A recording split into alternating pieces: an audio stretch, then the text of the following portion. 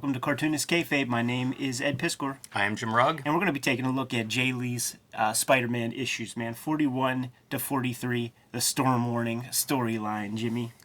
Man, and you've probably already given too much attention to the storyline, Ed, just acknowledging it. But this is JAE coming off of Namor, and I think going from here to Youngblood Strike File and Wildcats Trilogy and Hellshock. Yes. JAE is one of those artists that showed up and real fast became interesting.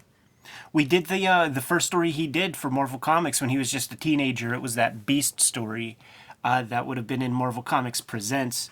And you slowly saw him materializing into who he is.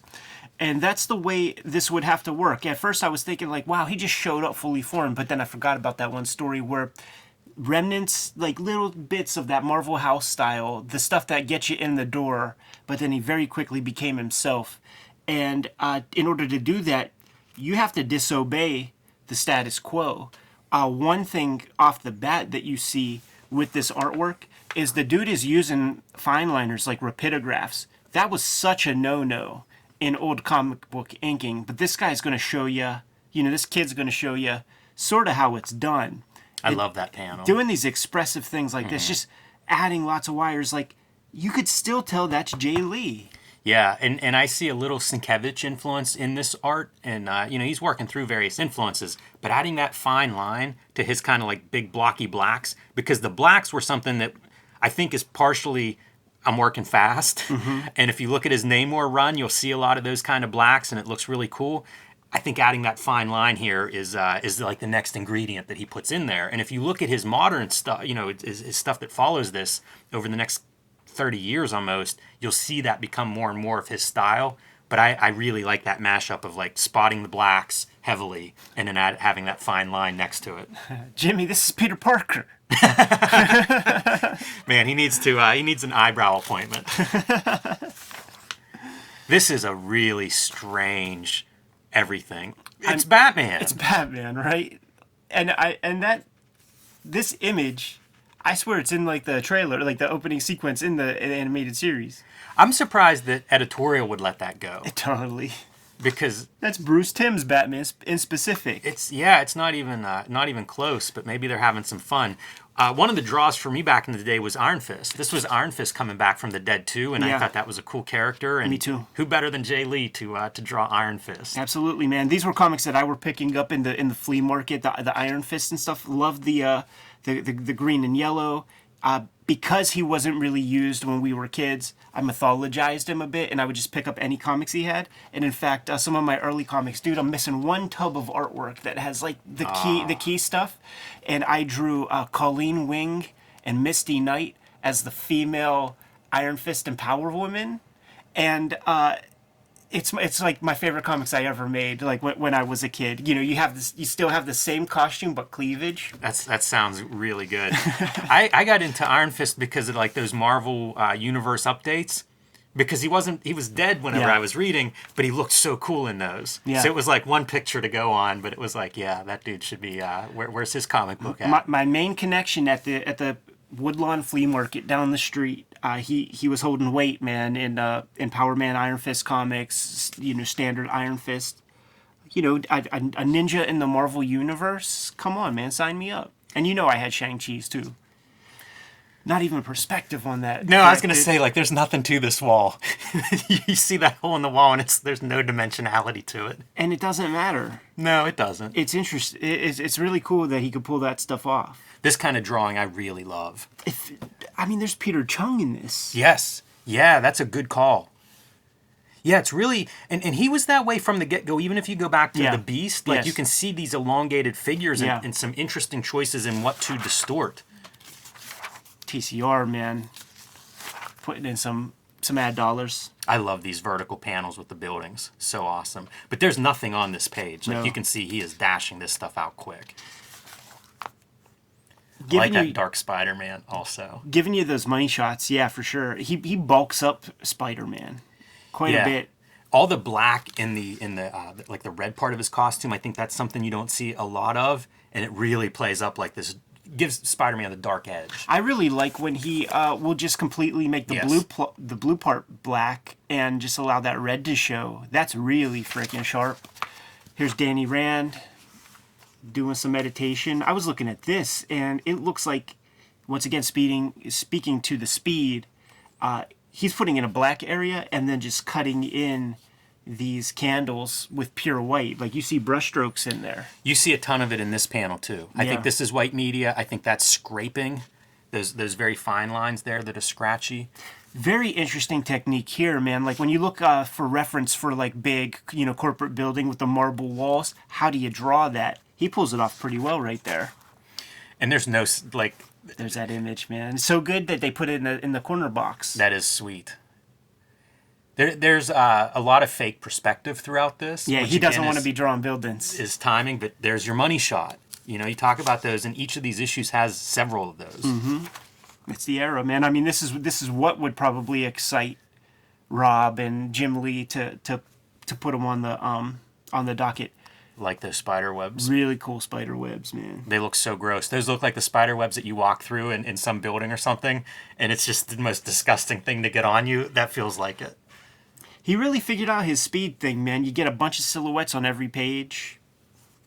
Yeah, and I ate this stuff up. The other JAE Lee that I recommend from around this era is the Executioner song fill-ins he did on X Factor, and it's a similar treatment, and you're getting those cool-looking characters. Like, this kind of silhouette treatment, I just love it. And he used that a lot. Here's the deal with the story. Peter Parker is discovering that there's some new weapon that's going to be on the market coming from Rand Corporation. Danny Rand, Iron Fist, realizes there's a mole in his business, and by the end of this issue, some of that material got leaked by somebody within the corporation, and they're putting it to use. Yeah, and these two are fighting. The end of this issue, they basically agree that they're on the same team, which they say throughout this issue, but Danny Rand doesn't want anybody's help on this, and by the end he accepts it. So this fight is the most pointless of all superhero fights for an issue, but we do get to see cool JAE Lee. Make a note at home. Do you see any captions on these pages explaining the story or what's going on? Because by the time we get to issue 3, Terry Cavanaugh is just writing out what is supposed to be happening in this riveting story. Can't think on his feet in the way that, like, when Frank Miller gets something back from Bill Sienkiewicz and works around it. It feels like these two just get further and further from each other. That's a crazy distortion of a figure. Yeah, he bulks up that Spider-Man so much. Imagine him doing like Carnage around this time. How good his Carnage would have been. Oh yeah. Yeah, like looking at his work on these characters, like, it's a silly fit thinking about this kind of JAE Lee doing Namor the Submariner or Spider-Man. Get this guy on Punisher, get this guy drawing Cable comics. These are the dudes I would love, though, are the ones that didn't look like House Style. Totally. And they're the ones that got attracted by the Image dudes in a big way. Like, if you just showed some singularity, like, Image is at least going to ask you to come do something. Yeah, Mark Texiera was a guy at this time period that I would put in that group where it's like, that is not the Scott Williams pen inking style that is so popular. I mean, I'm just trying to take a quick look and see what the Moon Knight issue is that might be out that month, man. Yeah. Nothing at that time. Seems like about that time period. Yeah. This is real funny because this single person is named Platoon. You know what? Yes, one of my criticisms of this stuff, because there's going to be more of them, and then you have platoons running around that are a bunch of one person. You're right. It's the writing, maybe the worst written comic story I've ever read. Perfectly 90s, because the kids, like, the guys at the Extreme Studios and stuff, they would just grab whatever cool militaristic kind of name might be out there and not know what that name means. And something tells me that Terry Cavanaugh, maybe he should have checked the dictionary for what platoon means. It's so bad. This guy, though, this looks like the Extreme talent search pages. Got that headgear? It totally looks like an Extreme character. There was a JAE Lee Punisher image. I don't know where he would have done it, if it was just a pinup or something, but he's got the trench coat on. When I was a kid going to Duncan Comics, there was a pencil version of that on the wall as like fan art. And I'm like, who did that? It was some kid like copied it, but I thought that like JAE Lee like hooked them up with that stuff. Dude, that hung on the wall for 20 years. You did, yeah. That was up for a while. Oh, you remember seeing it? I Yeah, do. that's so good. That gives you a sense of when this is coming out with the Alex Ross Marvels ad. Yeah, it does. A videotape still existed. So this was my first issue. Yeah, Jay Lee nails this stuff as far as I'm concerned. I think a lot of these characters are interesting, and even Platoon's kind of interesting, like on that cover and on that, like that page. You've seen this composition in like Youngblood Strike File, probably the second issue or whatever, but something with the computer coloring really gussies it up. See, Not in this instance. The splatter effect here being applied too. Exactly. In addition to the scratchiness of his art. Yeah. We'll look at those Namors at some point, Yeah, because I it got is a bunch interesting full. how this evolves. There's some of that really fine line that you're talking about, Ed. If that's a rapidograph, it's like a double aught or something, like the tiniest little one. Yeah. And that brick pattern, it appears to be a screen tone. Yeah, this one I like when he puts that organic brick in there because that has that Sakevich vibe. Yeah, these little choices are what I enjoy, like the tread being just almost stupid, like just zigzag lines. Totally but it works. Reads as tread, and it looks cool. It's a graphic element. Yeah. I thought this was Tombstone for years until I like reread it and it's just like, oh, that's just fill in, stand in, corporate boardroom bad guy. Yeah, this is X-Files is playing in the background, and you're drawing your smoking man. And by the way, influence. I drew sunglasses like this for years after I saw this thing. For years, because he has the Lokes on. He has the Easy E joints. Why draw one wire if you could draw 50? There's a lesson there.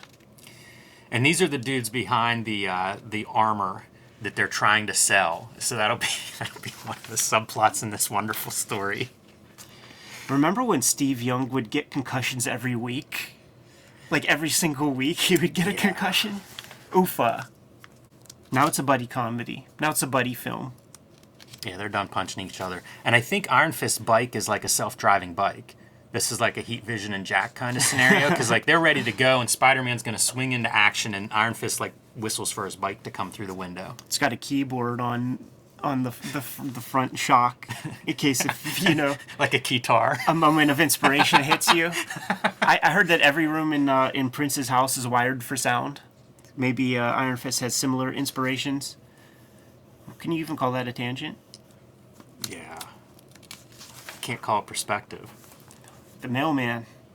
like why is he on a bike? And it's got fins and stuff. It's all preposterous. I mean, do you think that's in the script that he gets the Iron Fist bike? Let's merchandise this guy. I would buy that toy. Ladies and gentlemen, Cartoonist Kayfabe is brought to you by two Eisner Award-winning New York Times best-selling comic book makers, Jim Rugg, Ed Piskor, and the show is subsidized daily by the comic books that we sell and the works that we have that are forthcoming in 2022. Jim Rugg in March has Hulk Grand Design Monster coming out March 30th, man. These paper shortages are no joke. He's distilling down 500 issues worth of Hulk comics into their purest essence and making two 40-page one-shots that are going to take all the best bits of that history of Hulk, combining it into these individual issues, and it is a romp like no other. Got to get your hands on that thing. Goosed by a couple of variant covers for Monster. Got the Marcos Martin cover. You got the Peach Momoko cover. You got the Eddie P. by way of Todd McFarlane, Herb Trimpe cover. These are not retail incentive covers, which means you yourself can go to the comic shop, tell the comic shop owner that you want all four covers. You will have all four covers in your pull box the week that this comic comes out. Once again, those paper shortages, man, no joke. Red Room, The Antisocial Network is the comic that is on the stands right now, but this is just the 2021 season of Red Room Comics. It's a new year. 2022, we'll see Trigger Warnings, issue number 1, March 9th. This is the cover for the actual issue 1 that you will see on the stands. Not only are there paper shortages, there was a ransomware attack at the distribution house. So all the stores were not able to order these in the proper timely fashion. Might be kind of a rare comic. I'd like to see it sell out on day one. Goosed by some more variant covers. This is the Eddie P. retail incentive cover. Jim Rugg, King Kayfabe, has done a cover that is representative of Zap Comics 0 by way of Robert Crumb, and Peach Momoko comes in the clutch to provide a Mistress Pentagram cover to top that off. We have Patreons in the link tree below. We have links to get to our books in our link trees below. Now that we're done paying the bills, back to the video. And we're really starting to get into what look like the deadline crunch issues. Yeah, just wait till we get to that last issue. A lot less lines. And here, like with that thick edge at the end of the line, like his rapidograph clogged up. And he's just going Rotring or Micron now. And while the fight is happening and being broadcast on the news, their phones are blowing up. Yes. The Russians want them. Some country in South America wants them. They're just taking orders for their new weapon suit. Some bad guys. Some Nick Fury. Yeah. Everybody wants the weaponry. More of that black and blue area. Can't get enough of that, man. JR would put that to good use. See, Yeah. doesn't this feel straight out of Strike File? Completely, 100%. A lot of baggage in this bridge. Death of Gwen Stacy, stuff like that. He's got to make sure that he saves these shorties.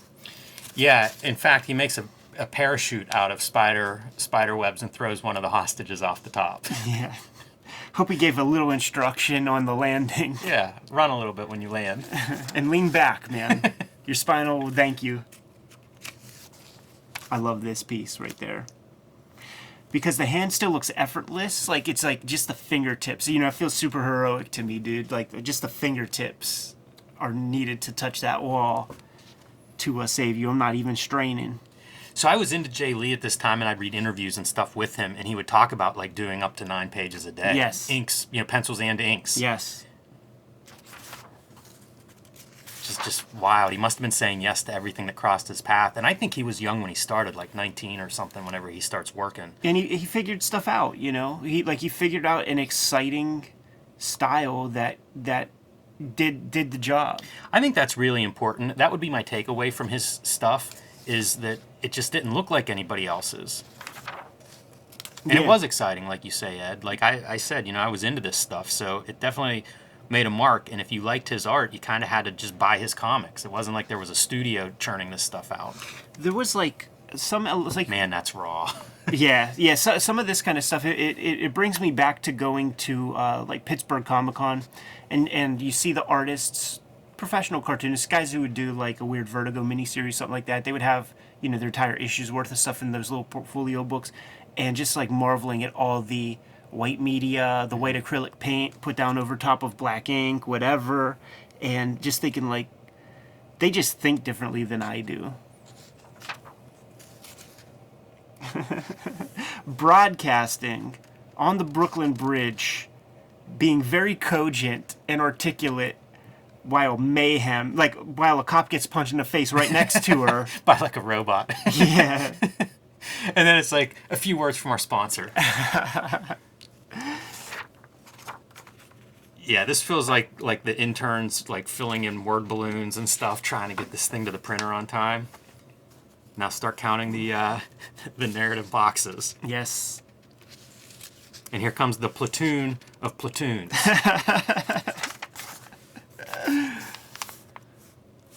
Getting just a little adventurous. Like, let me try to do some of that John Romita Sr. ink line. Some of that Jim Mooney. Yeah, it's kind of some double lighting there on Spider-Man, even though the colorist wouldn't let you know that.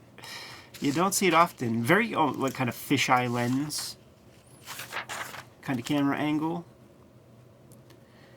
And this is that stuff where it's like, who are any of these people? Exactly. There's somebody, some sort of general, some sort of bad guy. I actually looked online because I'm like, who are these people? This is a villain called the Slug. And then I'm like, is this Punisher? I always think everybody's Punisher with this guy. phone's ringing off the hook, man, because these platoons seem to be pretty effective. Yeah, if you have an Iron Fist Spider-Man problem, get you a couple platoons. I still have this.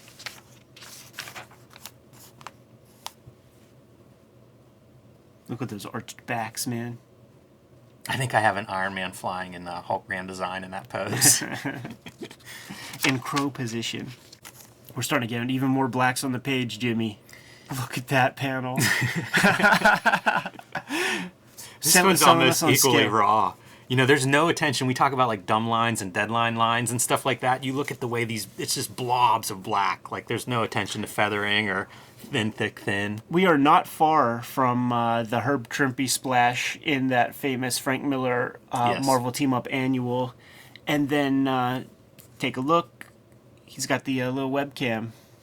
I do love the lines though for the Spider-Man, like, you know, the webbing costume on the Spider-Man costume. I kind of like those a lot. They're very organic. They are scratchy and yeah. It's a Frank Miller line, you know, Klaus Janson line. It's a dip pen. yeah. I was gonna say you can see it in a couple of these marks where the weight of the line does vary. Yeah, that's not a good look when you're trying to sell multi-million-dollar armaments to drug dealers and stuff.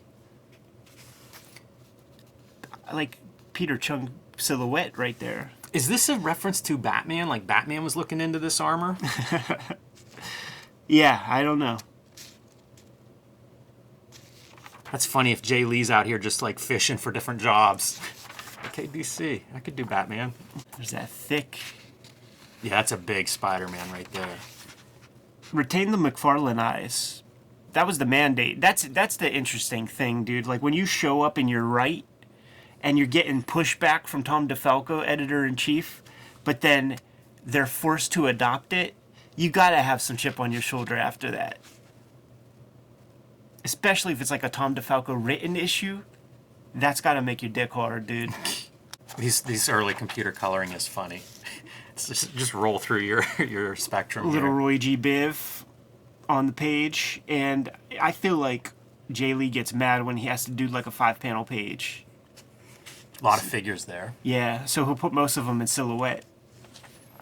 And this is our storytelling is really starting to break down. Let me just explain.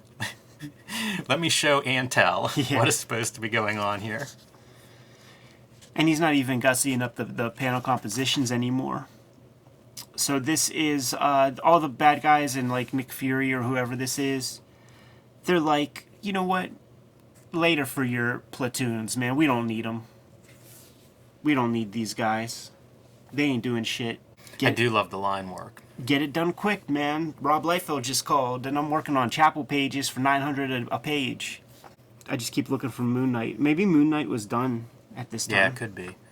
It's like Kevin Smith level of word count. And those businessmen who are trying to sell those platoon figures, they meet their demise from the AIM guys, who I guess are going to just take. They're going to take the technology. They actually don't need any new board members, so they're going to take care of that. That is a cool design. I don't know what that is, but that is really step off this page and right into your Youngblood Strike File Absolutely. appearance. Jay Lee's good at that kind of thing, man. He's like hard edges. Like you need a tetanus booster when you read a Jay Lee comic. A lot of sharp corners. And this is when they still had that retention for ad copy and the postal service thing. So let's take a look and see what we're doing here, dude. Average number of issues during the preceding 12 months, 442,183 copies. That's incredible. Yeah. That's a really big number. Man, think how excited. If I sold 400,000 of Hulk Grand Design, man, I'd be thrilled. Yeah, for sure. And it looks like I don't exactly know how to read all of this stuff properly because there's a lot of weird language in there, but there's another number that's even bigger, and I have to imagine that accounts for like newsstand. Maybe, or they used to do this thing where it was like average number of readers, and it Right. had some ludicrous formula for how like every comic book was read by 7 people or something. I think that was super kayfabe for advertising purposes. Yeah, for sure. This is specifically a U.S. Postal Service thing. You gotta imagine that you gotta try to be above board with that a little bit. Maybe you take this number and then you do your multiple. I'm stunned if they were selling an average of 400,000 copies at this point. Yeah. This is 94, 93, 94? 1993 on the cover. Well, 94 for issue 42. So, yeah, 93, 94. I mean, things are getting bad. Yeah. So I guess if it was the previous year's numbers that you're getting an average of there, maybe that's a little better than what these issues were probably selling at this time. Yeah, that was still the Eric Larson era. Return of the Sinister Six and stuff. I like that run. Which we will have to do. That's a nice run. Which we will have to do, for sure, man. That's when Eric Larson really got kind of on my A list, was when he took over the Spider-Man and was writing his own. And they were tight, those issues. Used a little duotone on those covers, on that Hulk, I remember. Solo. Oh, dude, I want to read that shit. Cyborg arm Yes, Spider-Man the cyborg with arm the is so eyepiece. good. Oh, dude. We might have to do that one sooner than later. You good to go? I am. Kayfabers, like, follow, subscribe to the YouTube channel. Hit the bell. We'll notify you when new vids are available. What's out there, Jimmy? Hulk Grand Design. Tell your local comic shop to order 4 of them for you. 1 of each variant cover. That'll be out in March, but pre-orders are due now, so let your local comic shop know that you want those so they know to order big. You can join me on patreon.com/JimRugg, where you can see original art process, how I made Hulk Grand Design. And that's it for me right now. It's all Hulk. Red Room Comics in the Wild, man. The Antisocial Network trade paperback from the 2021 season of Red Room Comics is out there on the stands and is selling famously. Thank you so much for supporting our comics. But it's a new year, new season of Red Room Comics. Trigger Warnings is coming out in early March, March 9th. The first issue hits the stands. Every issue completely self-contained, one and done. You dig an issue, grab another issue. It's going to be coming out on a monthly basis. And you could read those comics ahead of time on my Patreon, because I'm serializing the comics there before it hits paper. You get to the links to order, pre-order, and hit the Patreons at my link tree in the description below this video. What else do we have out there, Jimmy? Subscribe to the Cartoonist Kayfabe e-newsletter at the links below this video. You can also find Cartoonist Kayfabe t-shirts and merchandise at the links below this video. Given those margin orders, man, we're going to be on our way. Read more comics.